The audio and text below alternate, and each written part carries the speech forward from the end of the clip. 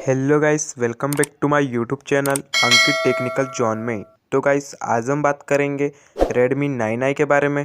और आज हम जानेंगे friend how to screenshot sound के बारे में। तो गाइस, अगर आपके मोबाइल में स्क्रीनशॉट लेते हुए अगर साउंड नहीं आता है तो गाइस आप इस वीडियो में अंत तक बने रहिए। ओके, तो अगर आप मेरे यूट्यूब चैनल पर नए हो तो चैनल को सब्सक्राइब कर एंड बेल आइकन को प्रेस कर दीजिएगा। ओके, सो आपको करना क्या है, आपको अपने मोबाइल फ़ोन की सेटिंग ओपन कर लेना है।